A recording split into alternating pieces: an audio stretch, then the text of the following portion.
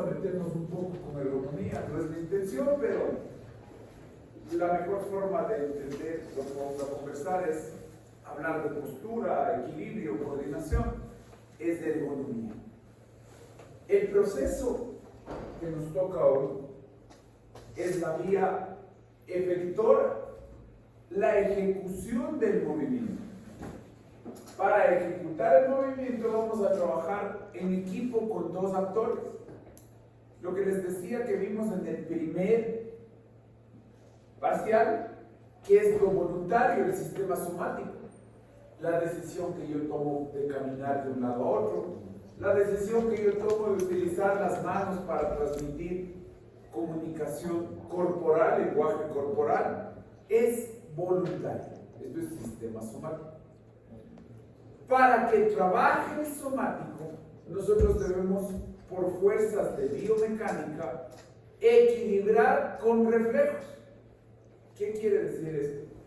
Cuando yo contraiga el músculo del bíceps, para poder hacer la flexión, el tríceps se está extendiendo.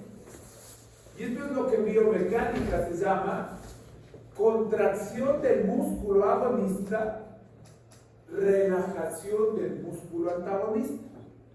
Pero yo no le estoy pidiendo al tríceps que se relaje.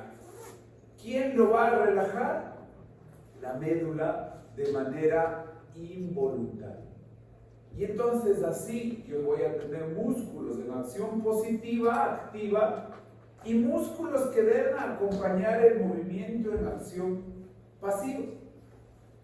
Lo voluntario es la corteza y lo pasivo involuntario es los reflejos de la médula. Veamos de qué se trata esto. Si este individuo que está generando movimiento aquí está practicando ejercicio, está desarrollando su corazón, está desarrollando ejercicio aeróbico, contrae este músculo de la pared abdominal, lo hace de manera voluntaria. Este giro que le está haciendo aquí lo hace de manera voluntaria. El equipo de trabajo entonces aquí es contracción. ¿Pero qué está pasando acá? Para acompañar el movimiento, yo estoy haciendo una extensión. Y entonces, para la postura, el movimiento, el equilibrio, hay una respuesta coordinada donde un músculo agonista contrae y un músculo antagonista relaja. Puede ser, puede ser viceversa. Yo relajo el músculo y el otro va a tener que contraerse. Va a depender del movimiento que yo quiera ejecutar. Para poder entender mejor esto de los reflejos, volvemos a algo que nosotros aprendimos en el parcial 1. ¿Qué era lo que aprendimos? Cómo el nervio, con su axón, termina en las vesículas que cuando le entra calcio a la terminal presináptica libera el neurotransmisor. ¿Cuál era el neurotransmisor del movimiento muscular? ¿Quién se acuerda? Acetilcolina. La acetilcolina. La acetilcolina libera aquí en el uso muscular. Fíjense que se llama uso, refiriéndose a la imagen que vemos como un tubo. Y la acetilcolina, al unirse al receptor nicotínico, genera la transmisión de un potencial de acción que va a permitir la entrada de calcio. ¿Con quién debería unirse ese calcio para generar la contracción? ¿Cuál era la llave de la contracción? La troponina C. La troponina C de calcio. La llave de la contracción era la troponina C, que hace que la cabeza de miosina encaje en la actina y se produzca contracción muscular. ¿Cuál es la tarea de hoy? Nosotros ya sabemos músculo, sabemos neurotransmisor. Hoy nos toca entender cómo funciona este proceso de transmisión de impulsos en aferencia Y también al músculo le está mandando a la médula, en el asta posterior, una información que será vital para poder mantener el equipo agonista-antagonista. Entonces la tarea de hoy es trabajar la parte neurológica. Principio general. Por la parte posterior sube la vía sensorial. Y habíamos visto que la vía sensorial es de subida. Mientras que la vía de bajada es motora, eferente, efectora, ejecutora de respuesta. Entonces, veamos un principio general. Mientras menos nervios lleguen, mientras un nervio llegue a menos fibras musculares, el movimiento es más fino, más detallado, más estructurado, más específico. Ejemplo, el movimiento ocular. Mientras más fibras musculares sean elevadas por el nervio, el movimiento es más grande, más grueso, más grosero, más tosco, sirve para mantener la postura. Conclusión: si la motoneurona inerva pocas fibras musculares, movimiento más detallado. La motoneurona, que es la combinación de la unidad, la combinación del nervio con el músculo, si tiene miles de fibras musculares, el movimiento es más grande, más grosero, más tosco. Y eso nos lleva a un conocimiento adicional que le sirve al entrenador del gimnasio. Entonces, ¿qué debe hacer el entrenador? Reconociendo que hay un conjunto de motoneuronas para grupos musculares específicos, empieza a trabajar la capacidad de ese músculo de hipertrofiarse. ¿Cuál es el músculo que estamos tomando como ejemplo aquí? El cuádriceps. El cuádriceps, ¿no? Este es el músculo más poderoso de la anatomía humana. Y entonces nos permite sumar un concepto. El tamaño, se llama el principio del tamaño. Mientras más motoneuronas lleguen, se genera mayor tensión o fuerza. Entonces, ¿qué es lo que decimos en el principio del tamaño? Las motoneuronas grandes inervan muchas fibras y eso le da una relación directamente proporcional a la cantidad de fuerza. Vamos a ver dos tipos de motoneuronas: alfa y gamma. Trabajan en equipo. El texto utiliza la palabra para decir que se activan en conjunto, dice son coactivadas. Vamos a tener que hacer una separación progresiva de qué hace el alfa y qué hace el gamma. Y ahí viene el concepto histológico que necesitamos aprender. Las alfa van a ir a las fibras fuera de la estructura del uso, extrafusales, y las gamma van a ir dentro del uso muscular. Recuerden que el uso es la disposición como que fuera tubos cada fibra muscular. Cuando la motoneurona entra al uso, se llama intrafusal. ¿Cuál es la clave de estos dos conceptos? La tarea de la motoneurona. La motoneurona alfa contrae, da fuerza, ejecuta tensión, ejecuta el movimiento deseado, y la gamma le sirve para trabajar en equipo. La gamma, en el uso muscular, es sensorial. Detecta la longitud del músculo, es sensorial, ajusta la postura del músculo. Esto es lo que tenemos que aprender en esta clase de hoy como relevante. El trabajo del uso muscular. Aquí vemos mejor la imagen. Este es el uso muscular.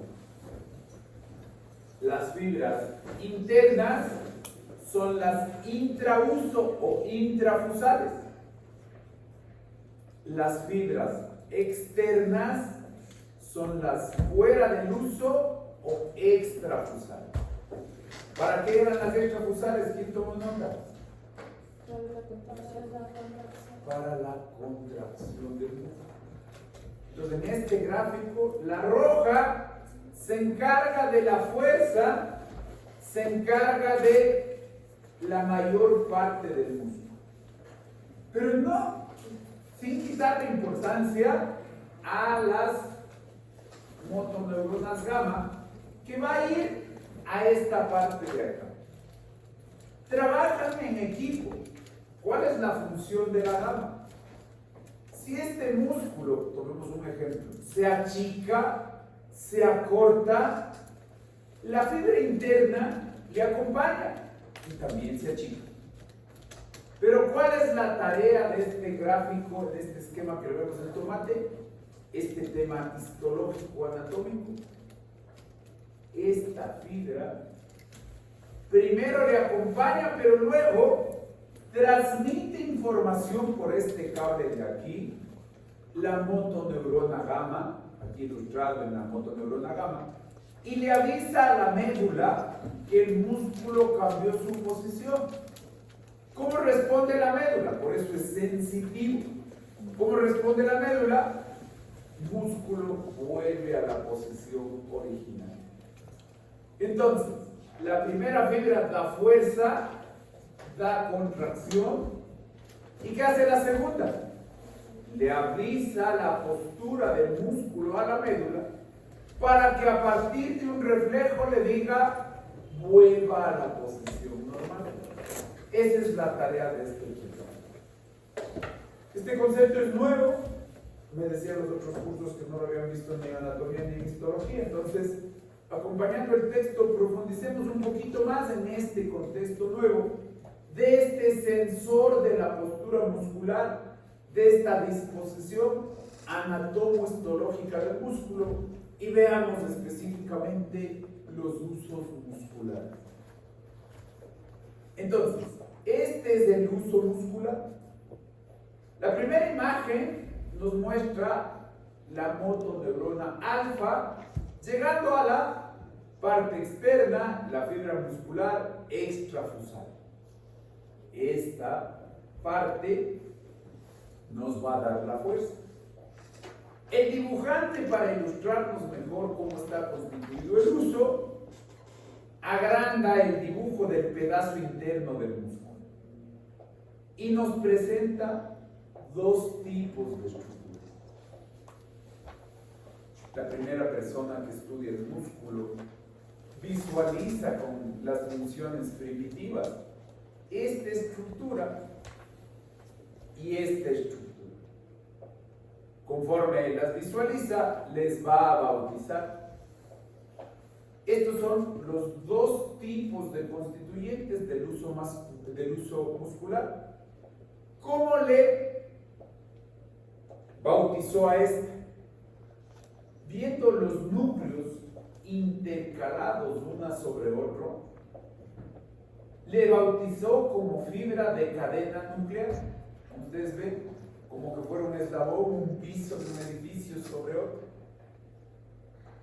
Y acá, a estos de acá, a estos núcleos, los bautizó como una bolsa que contuviera canicas. Les bautizó como la fibra de la bolsa nuclear. Y entonces, con los experimentos siguientes, descubrió que la motoneurona gamma llega a la fibra de cadena nuclear como que aquí fuera una disposición de estrella, y acá como que fuera una disposición limitada más elevada. A esta se le llamó gama estática. Pues la gama sensorial estática es de la cadena nuclear y la gama de la bolsa nuclear se llama dinámica. Entonces subdividió a las motoneuronas gamma en estática y dinámica. Reitero, ¿cómo clasificó las fibras? En la de cadena nuclear, porque los núcleos están interpuestos entre sí, y en la de bolsa nuclear, como que fuera una bolsa que contiene caminos. Entonces, ahora, ¿qué tengo aquí? Fibras motoras gamma y como fibras sensoriales.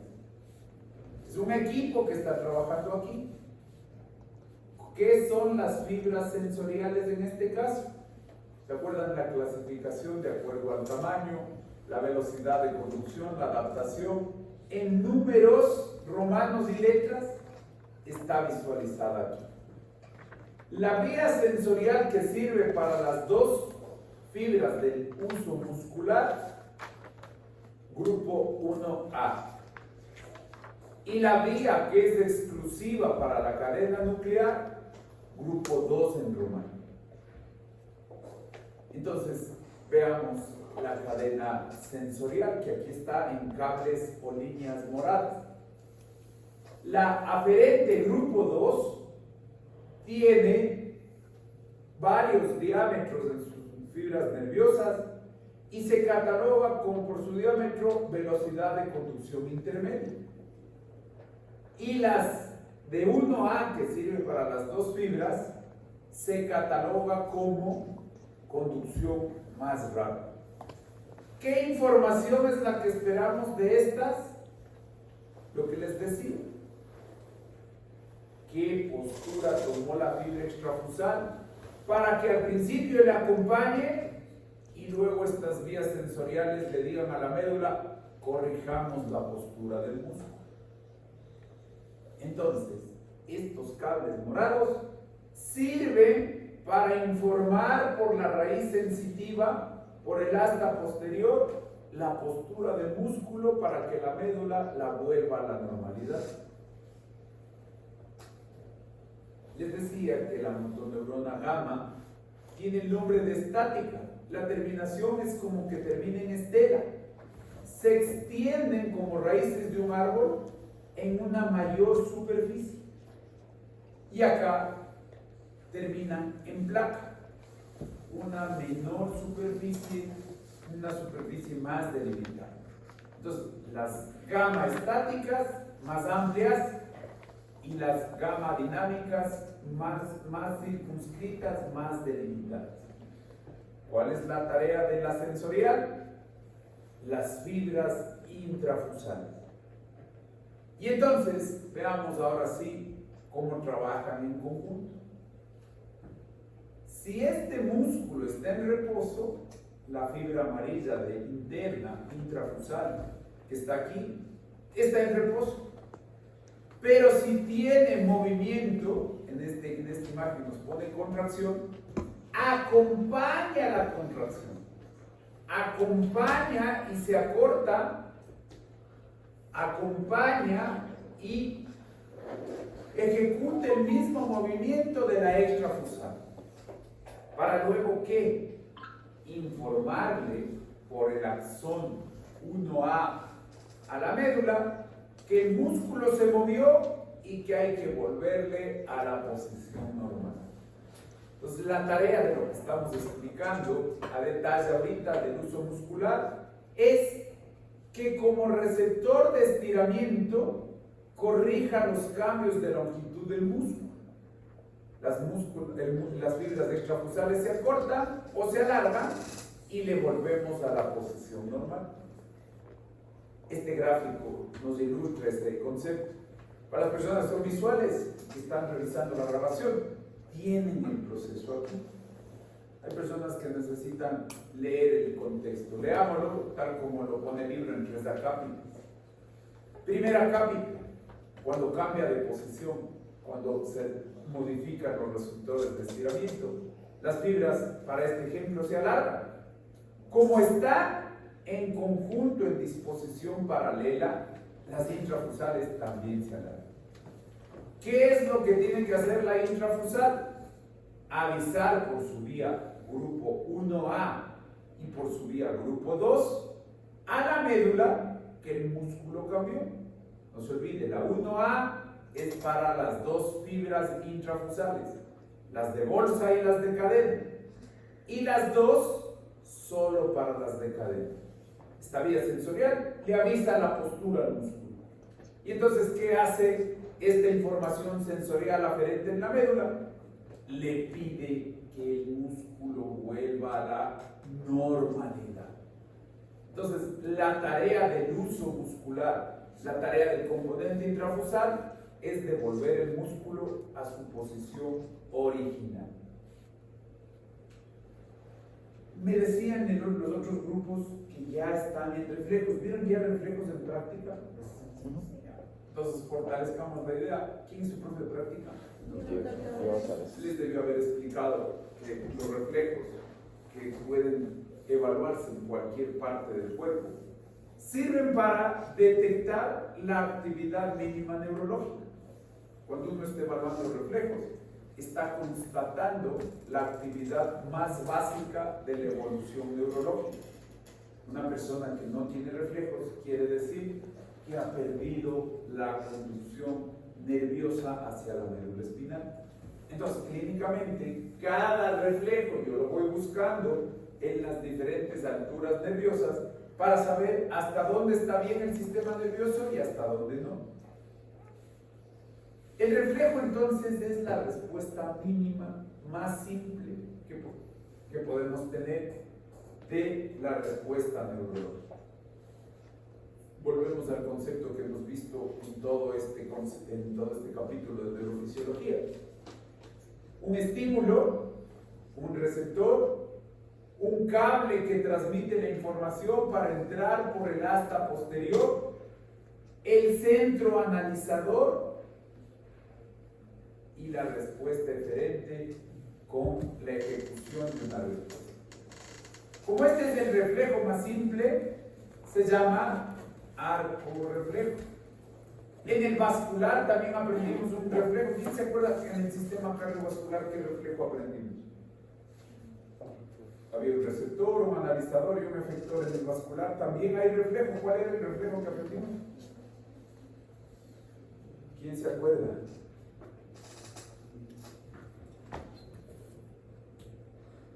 ¿Quién se acuerda? ¿Quién se acuerda? El reflejo para regular la presión en el vascular, ¿cómo era? ¿Quién detectaba los cambios de presión? Varoreceptores. Entonces, esa misma idea del varoreceptor está aquí. Primero veamos en esta tabla, luego vemos imágenes y luego desglosamos cada uno de ellos. ¿Qué es lo que hay que diferenciar en los reflejos? El número de sinapsis. Aquí hay una diferencia entre los tres. El estímulo, este es estiramiento, este es contracción y este es más complejo, dolor y temperatura. La fibra que lleva la información a la médula, recuerden estos números romanos, y la respuesta que vamos a obtener. El reflejo más tradicional, más conocido, es el reflejo rotuliano. El reflejo contrario al reflejo rotuliano es un reflejo patológico que no lo vemos, fisiológicamente se ejecuta, pero se lo ve o evidencia patológicamente, es el de Golgi, es el contrario al rotuliano, es decir, tengo una contracción de la pierna, y este es el más común en el que la supervivencia humana ha desarrollado la evolución. Peligro, retirada. Se llama reflejo de flexión retirada. Comencemos por el primero. Veamos este gráfico, este GIF. Produzco el estímulo en el tendón rotuliano o tendón patelar. Y ese estímulo va por el cable nervioso, constituye una transmisión de potencial de acción, entra sensorialmente a la médula y la médula ya sabe cómo responder de manera más básica a este reflejo y ejecuta la aferencia al efector, el músculo, y responde con una patada. Este reflejo de estiramiento, entonces, se estimula con estiramiento sobre el tendón y responde con la contracción del músculo. Este reflejo de estiramiento es simple. Un cable 1A analizado por la médula y respuesta con la motoneurona gamma. Recuerden que hace la gamma, contracción. Viene al músculo y lo contrae. En este ejemplo, el cuádriceps, fibras aferentes del grupo 1A, el análisis en la médula espinal y la respuesta por la motoneurona alfa. Acá el reflejo que les digo que debería verse normalmente es el tendinoso de Golgi, pero no se ve. Se llama reflejo inverso u opuesto al reflejo de estiramiento. Este es un poco más complejo que el anterior porque requiere de una segunda neurona en el análisis dentro de la médula espinal. Entonces, ¿qué nos dicen el número de sinapsis? 2. Y aquí ya vemos la participación de estimular un músculo y frenar otro. Sinérgico o agonista es lo mismo, antagonista para contrarrestar el movimiento. Entonces, este de Golgi generalmente se visualiza en enfermedad. Y el último, fíjense, ¿qué les llama la atención aquí? Fíjense, ¿qué es lo que está pasando? Un montón de músculos, comunicación de los dos lados, extensores y flexores, agonistas y antagonistas para la flexión. Extensores y flexores, agonistas y antagonistas para la extensión. Varias fibras transmitiendo la información. Entonces ya complejizamos el escenario. Veamos cómo funciona. Toco el fuego, recuerden que esto es dolor o temperatura. El dedo topa, en microsegundos, inmediatamente el cable aferente entra por la raíz posterior, ejecuta múltiples análisis, involucra varios músculos y responde con las motoneuronas gamma sobre los músculos. Por eso se llama flexión retirada. Y fíjense, tenemos primera neurona, interneurona segunda, tercera neurona, con múltiples músculos. Lo que nos ilustra aquí es ya varios cables, varios escenarios transmitiendo información. Y algo que para nosotros se hace en microsegundos, ya es un trabajo elaborado de comunicación nerviosa del proceso de supervivencia. Sin este reflejo, el brazo hubiera tenido un daño. Sin este reflejo, hubiéramos tenido inflamación y consecuencias. El reflejo nos permite sobrevivir. Ok, vamos avanzando para terminar el capítulo de hoy. ¿Dónde está el control de la postura? ¿Dónde está el enlace al movimiento? Está en el encéfalo. La corteza cerebral se encarga de tomar la decisión final de la información que les llega de diferentes actores. Lo visual interviene en la postura, lo auditivo interviene en la postura, el vestibular es clave para la coordinación de la postura, pero todos tienen que trabajar dando la información al encéfalo. ¿Qué debe hacer la corteza? La capa de los hemisferios. Una vez que recibe toda la información sensorial, debe responder con la información de bajada hasta llegar al nervio final. Entonces hoy vamos a ver, para analizar la información de bajada, dos tipos de cables.